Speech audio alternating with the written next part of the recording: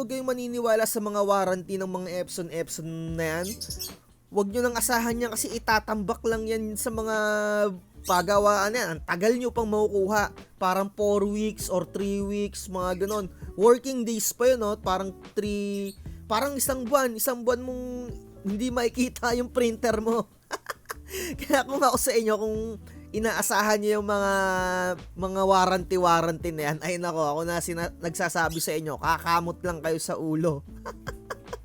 Yo, what's up mga tropa? Nagbabalik na naman tayo dito sa ating Print and Cut channel. So sa mga bago pa lang na nag-subscribe sa akin, shoutout sa inyo. Sa mga bago kong subscribers dyan, magpapakilala muna ako. Ako nga pala si Sai TV. At tawagin nyo na lang akong The Fake Guru. Nagko-content lang naman ako ng kung ano-anong tungkol-tungkol kahit saan sa mga printing business. Kahit pa paano meron tayong printing business na napakalit lang naman. So ang topic natin ngayon, tungkol pa rin sa Epson printers ay mayroon daw mga limit. So dito sa previous ko na in-upload, sinabi ko dito sa inyo na talagang mayroong limit yung mga Epson printers dahil kailangan ma-monitor mo yung waste ink tank mo. Yung waste ink tank, dyan na pupunta yung mga sobrang ink na ginagamit ng mga printers mo. So parang sa pagpipintura lang yan. Kapag ka nagpipintura ka ng bahay, mayroong mga tumatagas dyan. May mga sumusobra na ink. So kahit pa paano ipapaliwanag ko sa inyo na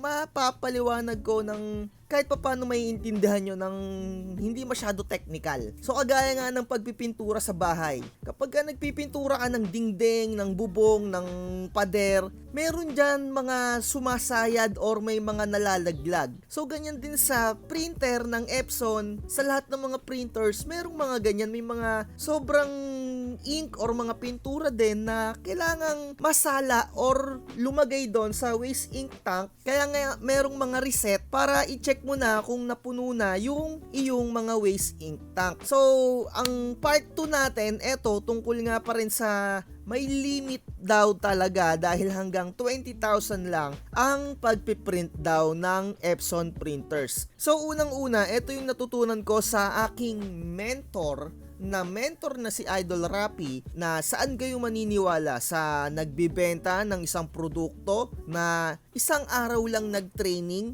or sa lagi-laging nagpiprint gamit ang printer, in short, yung merong business na tungkol sa printer. Syempre maniniwala kayo sa merong business na may printing shop talaga. Kaya ako nasabi yon, yung mga merchandiser or yung mga salesman na yan sa mga malls, ganito ang sistema niyan. Halimbawa, merong bagong plancha na ititinda ka, merong ang bagong rep na ititinda, merong ang bagong cellphone na ititinda, bagong microphone, bagong TV. Bago mo itinda yan, sumasalang yan ng isang araw sa training or 3 hours, 4 hours, or 30 minutes na training, depende sa product na ibebenta mo, no? So, shoutout sa mga merchandiser dyan dahil kahit pa paano meron tayong experience din sa pagiging merchandiser ng mga ganyan-ganyan. May mga training yan. So, kung hindi ka nakikinig sa mga training mo, kung ano-ano na lang yung ibabato mo para makabenta ka ng iyong produkto. Kagaya nga niyan, halimbawa, ang binibenta mo, Brother Printer, tapos yung kalaban mo, Epson. So, sasabihan mo na 20,000 lang yung limit nung Epson printers dahil hindi ka nga nakikinig yung mga merchandiser na hindi nakikinig ng mga gunggong. So eto, ipapakita ko sa inyo dito sa website ng Epson.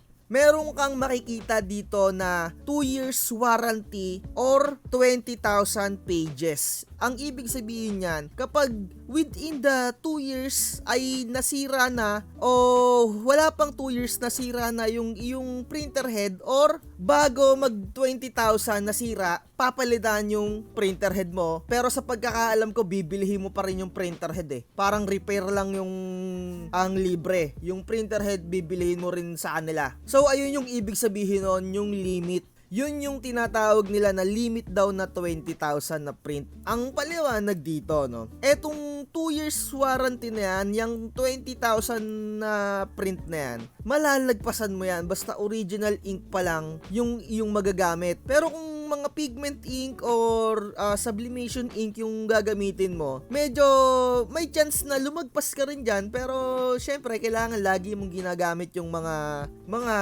printer mo, di ba? So bali, ayun nga, susubukan kong ipaliwanag sa inyo nang mas may intindihan nyo. meron kayong pantalon, lagi nyo siyang sinusuot. Siyempre kapag lagi mo sinusuot, tendency nun mabutas, siyempre bibili ka ng bago. Ganun din sa printer, kapag nagpiprint ka ng nagpiprint, nasisira din yung printer head niyan. Pero lahat naman ng mga bagay, merong limitasyon yan. Pero siyempre, ginagamit mo yan eh. So yung limit na yon, papalitan mo lang yon, yung printer head. Kasi maraming limit yung nangyayari eh.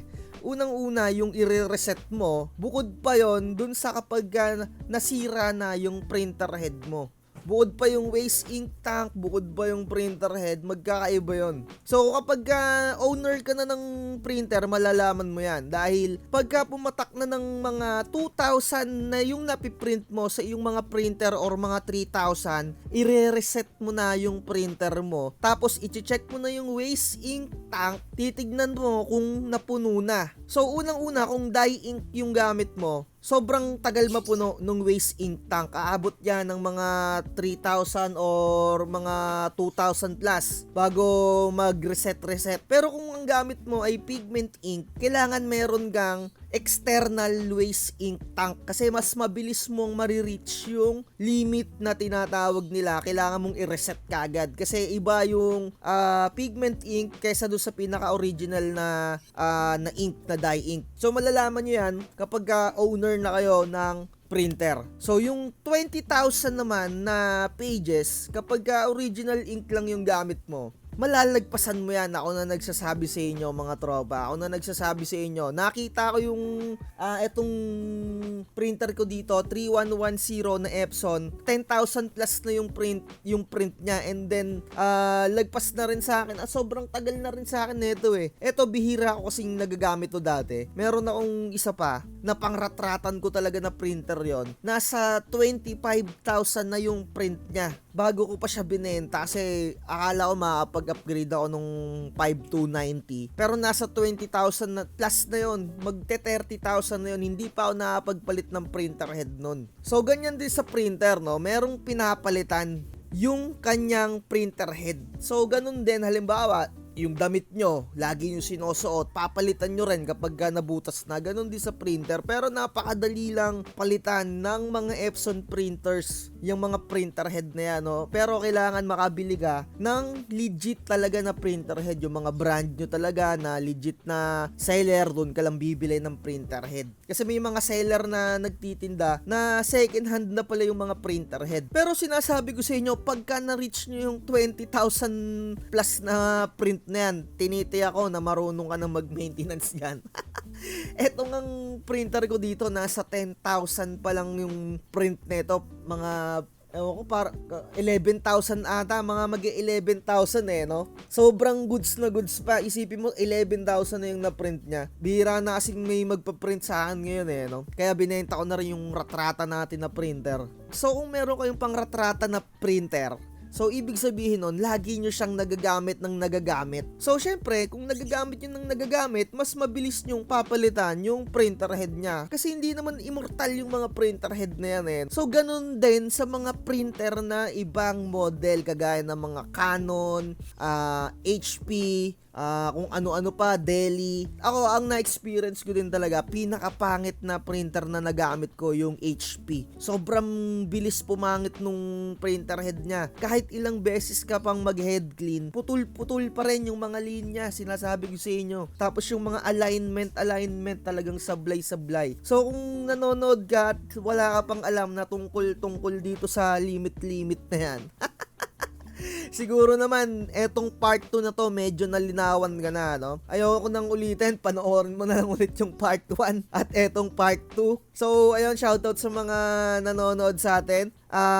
Eto, isipin nyo, 2 years or 20 page, whichever comes first. Halimbawa, wala pang 2 years, nasira, libre repair yon, pero bibilihin mo pa rin yung printer head doon, sinasabi ko sa inyo. Or 20,000 bago mag 20,000 na yan. So dito naman sa model na 3210, medyo bago-bago to. Dito 30,000 na yung possible na yung sa warranty niya. So bawat printer magkakaiba ng mga printer head yan. Nakadepende dyan kung gaano nyo siya kadalas ginagamit. So eto dito naman sa Epson 5290, ganun din, 30,000 din or 2 years yung warranty. Pero huwag kayong maniniwala sa mga warranty ng mga Epson na yan. Huwag nyo nang asahan yan kasi itatambak lang yan sa mga pagawaan yan. Ang tagal nyo pang makukuha. Parang 4 weeks or 3 weeks, mga ganon. Working days pa yun, no? Parang isang buwan mong hindi makikita yung printer mo. Kaya kung ako sa inyo, kung inaasahan niyo yung mga warranty na yan, ay nako, ako na nagsasabi sa inyo, kakamot lang kayo sa ulo. So, ayan, no, iba-iba yung mga warranty niya. Ito ang Epson 805, no? 1 year or 3,000 prints lang. Pero kapag ginamitan nyo na ng pigment ink, wala na yung mga warranty na yan. Pero sinasabi ko nga sa inyo, wag nyo nang asahan yung warranty na yan. Inuulol lang kayo ng warranty na yan. So, ano pa to? Wala pala to. Ito pala yung pinanood ko.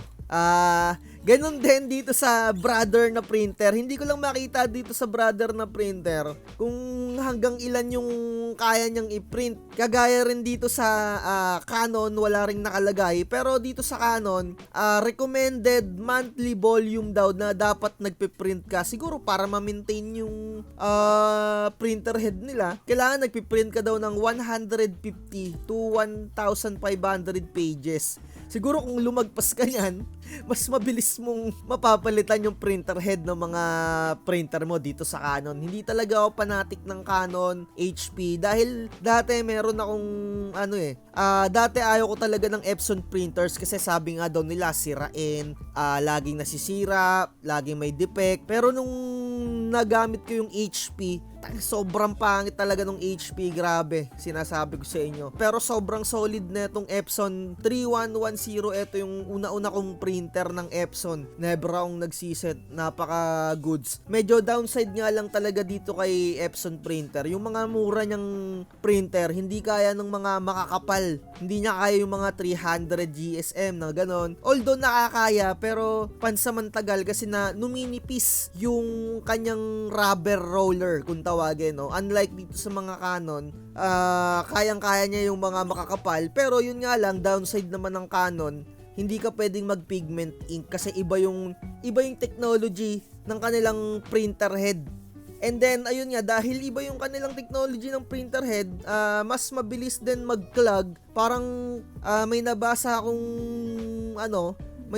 rin akong article na kada pinapatay, binubuhay din yung printer ng Canon. Diyan nagsisimula yung clogging or yung pagkasira din ng printer head. May nabasa akong article dahil dun sa technology na ginagamit netong Canon. So, ni-research ko yun para sa inyo na lang din. Nasa sa inyo na lang kung maniniwala kayo. Wala naman akong pakialam sa inyo kung maniwala kayo o hindi. Kaya tawagin nyo na lang akong The Fake Guru. So, ayan, siguro dito na natin tapusin etong vlogs natin tungkol dito sa limit daw ng pagprint kay Epson. So, tandaan nyo, ito, pinaka-summary natin, walang immortal na gamit dito sa mundo. Ultimo brief nyo, papalitan yan. Kapag sinot nyo, syempre, mabubutas din yan, no? So, shoutout sa mga tropa ko rin na hindi pa nakakabili ng brief na ilang taon na, sama-sama tayo. So, ayun na lang. Shoutout nga pala dahil 3,000 subscribers na tayo. Pahabol ko na lang din. Medyo mahaba na yung vlogs natin. Message nyo lang ako kung gusto nyo mag-avail na itong template natin. One-time payment lang to. And then, lifetime nyo lang ma-access itong mga template ko dito. At sinisigurado ko sa inyo, magagamit nyo lahat ng mga template na meron dito. So, ayun lang. Like, share, and subscribe. Goodbye.